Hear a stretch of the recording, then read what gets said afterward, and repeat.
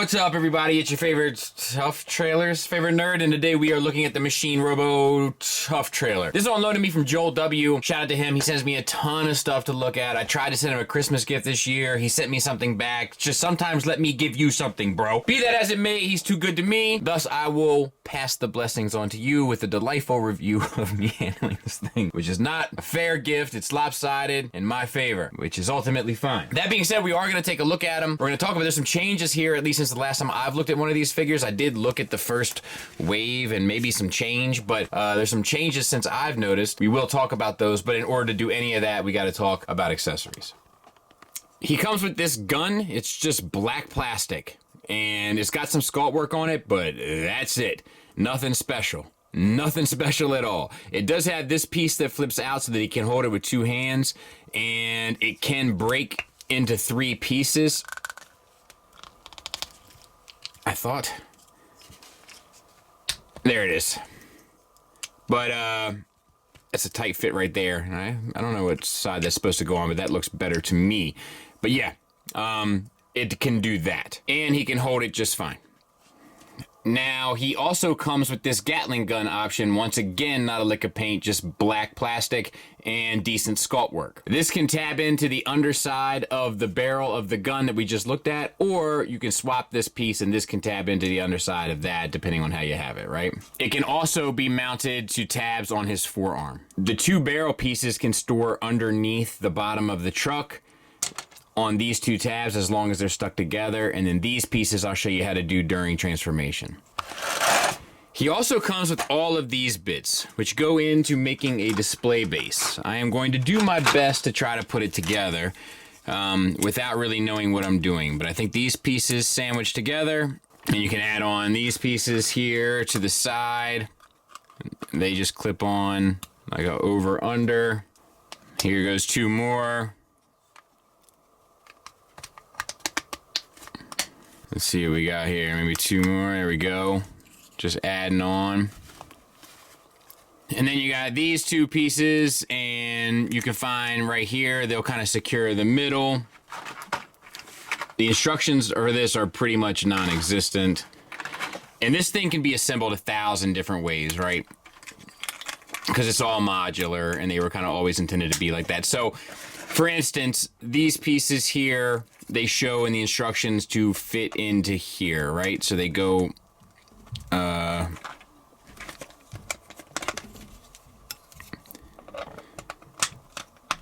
there, okay? Now, they can also go here, right? And they could go over there. So there's a lot of different ways to skin this cat. It's pretty much up to you, what your little imagination can come up with. So then you have that piece, and then you can take this piece, this tension slides over that, and then you can take this and that plugs onto there, you know, in any way. I think it's like this actually. And then that will clip on to his backside, and you have him like on a flight stand. And like I said, there's 1,000 different things you can do with this. As you can see, I have only scratched the surface of the available tools, but you know, just you can do whatever you want. It's up to you. It's your world. All right, so let's talk about the figure. The head is on a ball peg, and you get a decent amount down. Not really. A little bit up, so limited. Swivel's okay. Attitude's okay. Face is painted silver, black behind the eyes, and then yellow on top, which does look good. So no issues there. You do have a waist swivel. However, you got to kind of unplug it to really utilize it. There's these 2 pieces here that you'll see during transformation come unplugged. The middle chest, we have silver underneath orange translucent. We have red paint on top of blue that's barely done well, to be fair. And then we have silver paint here. This plastic feels very much like Magic Square plastic. It doesn't feel as good as the first couple of their Machine Robo figures felt. Giant ball pegs come out to the shoulders. As you can see, get you up to there. Really not good. You get the little bit of butterfly from it, and you get a swivel around. You get a bicep swivel with a single hinged elbow. They get you a little shy of 90 degrees. These, I think, are supposed to be forward. I don't know, though. Not a lick of paint on the arms with the exception of the silver right at the elbow. Wrist swivel. It's a really tight little hinge, but they do. Same for the other side. Ratcheted full Van Dam. Ratcheted full Monty if you get a you know, in front of the hood. Thigh swivel, also ratcheted. Knee, single hinge, get you more than 90 degrees. These pieces kind of flap around on you. They do plug in, but they have a tendency to come unplugged.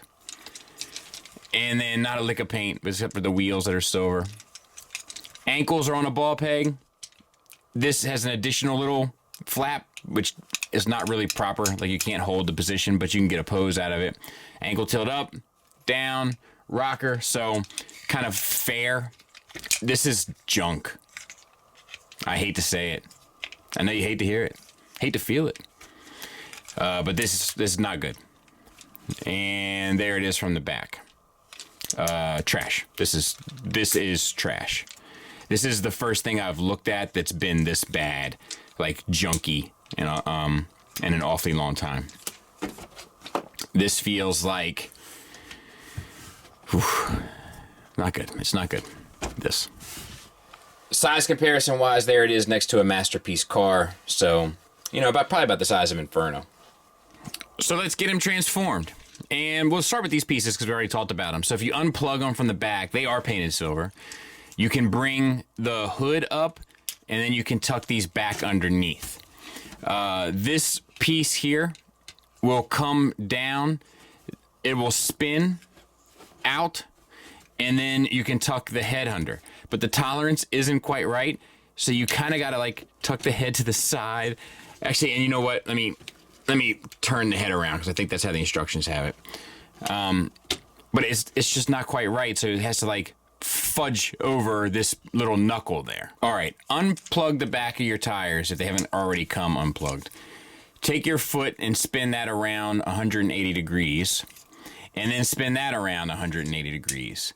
And then you can rotate the foot up, and you're just trying to connect the dots there, right? Take this flap, rotate that up, plug it into the thigh, and you've got to maneuver this part of the tires out so that you can click it all together. So let's go ahead and do that on the other side. Untab the back of the tires. Good night. I was doing the wrong one. Sorry, Joel. Flip this piece up. You can do that in any. We can do it in any order. Flip the foot around. Once you've spun the foot 180, then rotate it 180, and then bring that piece up and plug it in.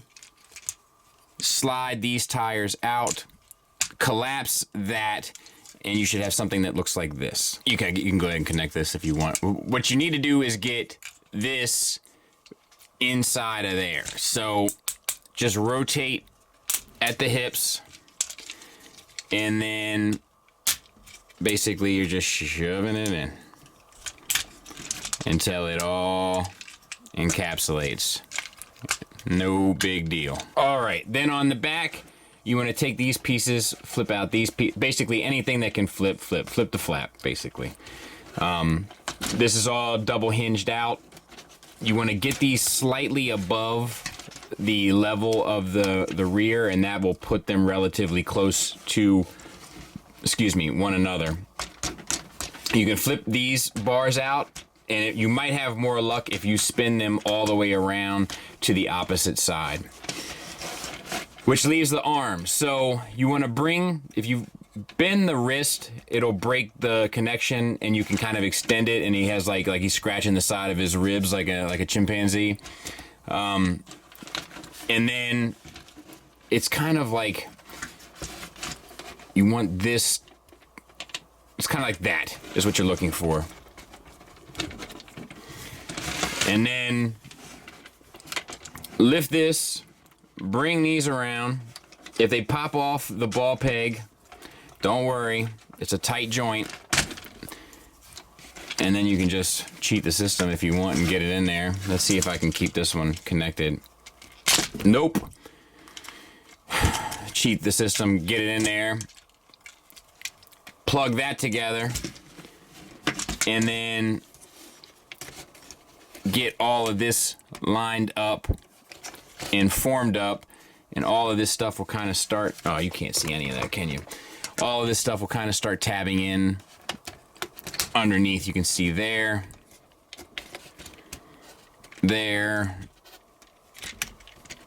soft gummy plastic, and then you can bring these flaps around, make sure they're extended properly. They'll plug in to there on both sides. So that's it in a nutshell. Let me just tighten up all the spots. Now you need to take this piece, assemble it in this way so that that is sticking on to the handle. Makes sense? And slide that up and underneath. And it should tab in. Let's see here. There. Then lastly, bring these pieces down and orient them so that the tire will grab. If you sort of start in that pocket and then clip around, it'll kind of find its natural place, and just make sure that that stays down, which is a little tricky. Same for this side. It has a double hinge there, so take advantage of the double hinge, which is what I didn't do here. But it just fell apart. But yeah, that's kind of what you're looking for on that side. I'll clean it up. We'll take a look at it. There it is in alt mode. It works well enough. The engineering is at least interesting. It rolls. I don't have this quite right. It should probably be at an angle, more so like this one. I mean, the deco comes through. The proportions are wonky, but it might be accurate to the source material. It's hard to say. More paint deco comes through in this mode than in robot mode. And I'll show you what it looks like next to tire tracks. So, pretty big unit. You know, not necessarily for a truck, but just for a bot. Final thoughts-wise, we'll start with the negatives, and they are as follows. The materials. Gone are the day of Fans Project. You guys know this is Fans Project behind this, right? They're now Action Toys, this branch of them anyway. Gone are the days of interesting sculpts. Gone are the days of solid materials. Gone are the days sturdy builds. Gone are the days of dependable transformations. Gone are the days of any paint accents, really. And what we're left with is this kind of lowest common denominator attempt at something. And I'm not sure why, but they traded in good materials for poor ones, interesting sculpts for dull ones, paint accents for lack of paint, and it's just not good. It's not even well articulated. Like, it's just not good. The shoulders are wonky. Like, I don't have anything really positive to say about this. I'm gonna have to start thinking about it because we got the positives coming up next, but this seems antiquated by antiquated standards. This is not a solid product. I guess the display base is kind of cool. You know, one thing I can say that is positive, the engineering is interesting. Like, the way that they did the engineering from bot to truck is an interesting transformation process. And the face sculpt is kind of good. Yeah, man. Look, that's all I got. This is not where you want to spend your money. Joel knows I love him, but I mean, if he's happy, he wins. If you're happy, you win. But I do not recommend this. It's not a solid unit. There's a lot of charities out there, Kennedy's Village, that your money would be better spent with. This is just, I'm sorry, it's just one of the weaker things I've looked at in quite some time. I got nothing really good to say about it. They couldn't even put paint on the weapons. It's just cheesy. Not good. Thanks for listening. Thanks for watching. Until next time, take care.